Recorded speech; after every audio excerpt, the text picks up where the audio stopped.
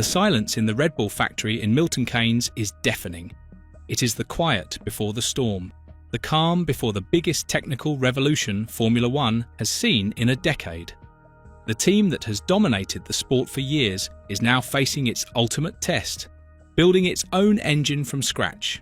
This is not just a new project, it is a bet the farm moment for the entire Red Bull empire.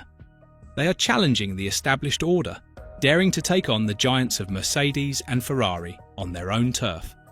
The first visual sign of this new era is the car itself. The RB22 has shed the familiar matte finish, now sporting a deep, glossy blue that screams aggression and heritage.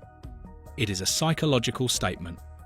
The team is going back to its roots, a subtle reminder of the bold, risk-taking attitude that first brought them success.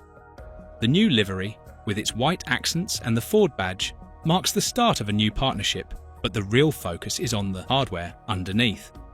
The team is betting that their aggressive approach and their ability to integrate the engine and chassis under one roof will give them the edge they need. This is the biggest story in Formula One right now, and it will define the next decade of the sport. The new rules demand a 50-50 power split between the combustion engine and the electric power. This is a massive shift from the old 80-20 split.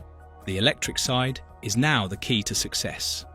The MGUK, the motor that recovers energy under braking, is now almost 3 times more powerful. That is a huge 470 horsepower coming from the battery alone. This massive jump in electric power means the drivers will have to manage their energy much more carefully than ever before. It's not just about pushing a button. It's about a complex dance of energy deployment and recovery on every single lap. The engineers have to design a car that can handle this massive surge of electric power without overheating the battery or causing reliability issues. The MGU-H, the motor that recovered energy from the turbo, is gone. This simplifies the engine, but puts all the pressure on the MGUK and the battery. Red Bull is betting on a massive battery pack to handle this power, but that brings us back to the weight problem. The team that gets the electric side right will win the championship. It's that simple. This is where the Ford partnership is crucial. Ford brings decades of experience in electric vehicle technology and battery management systems. Red Bull needs to tap into that knowledge to make sure their power unit is not only fast, but also reliable. The integration of the Ford technology into the Red Bull chassis is the biggest engineering challenge the team has ever faced. The entire project hinges on this one factor.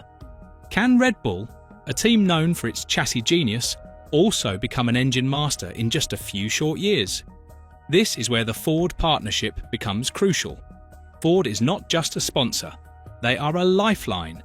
Their engineers are embedded in the Red Bull powertrains facility, bringing their deep knowledge of battery technology and electric systems.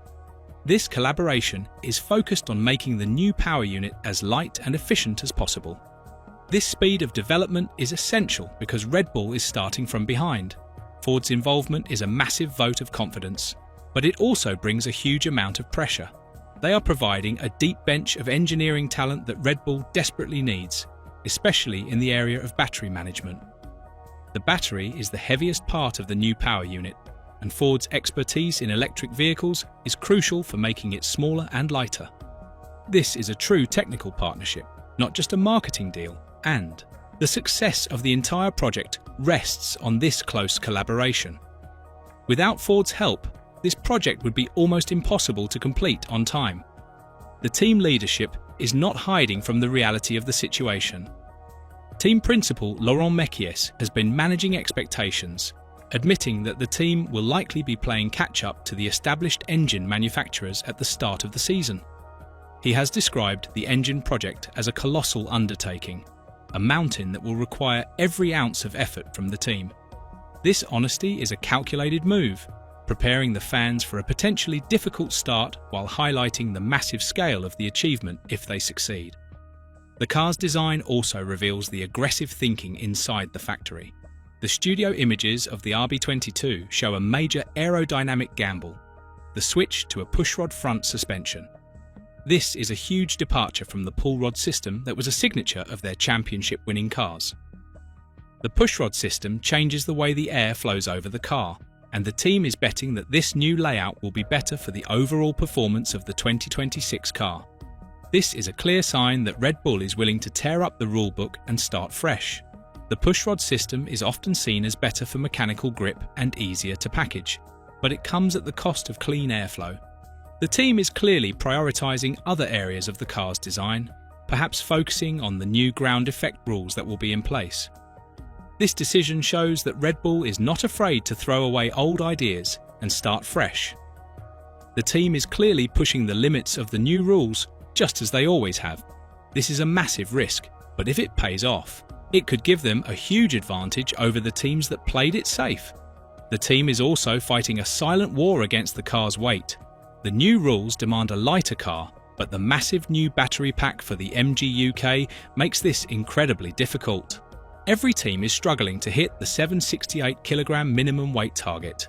Red Bull is using every trick in the book to shave off every single gram, knowing that every kilogram lost is worth valuable lap time. This weight battle is a technical headache that will keep the engineers busy right up until the first race. The weight of the car affects everything, from tyre wear to braking performance. Getting the weight down is crucial for making the car agile and fast in the corners. This is a technical headache that will keep the engineers busy right up until the first race. The internal changes at Red Bull add another layer of drama. The departures of key figures like Adrian Newey and Helmut Marko have left a void. Newey's exit is particularly significant as the RB22 is the first car in a long time designed without his direct input. The team is now relying on a more collaborative, committee-based approach to design, which is a big change from the past. This shift from a genius-led design to a committee-driven structure is perhaps the biggest cultural change in the team's history. It is a massive risk, but also a necessary evolution to ensure the team's long-term survival. The good news is that Max Verstappen's trusted race engineer, Giampiero Lambiase, is staying.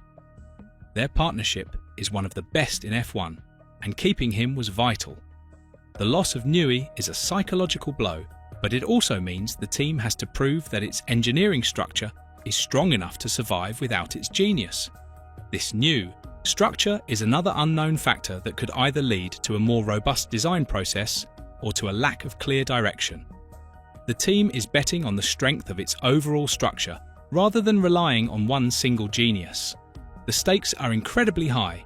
If Red Bull and Ford get it right, it will be a legendary success story. But if they get it wrong, the consequences could be disastrous. The pressure on the remaining technical staff, like Pierre Wache and Paul Monaghan, is immense. They are the ones who must now deliver the performance that Newey once guaranteed. The entire world of Formula One is watching to see if the Red Bull machine can continue to function at the highest level without its key architects. What are your thoughts? Do you think Red Bull's gamble will pay off, or is this the beginning of a difficult new era for the team? Let us know in the comments below. And once you do that, make sure to click on the video that's appearing on your screen right now.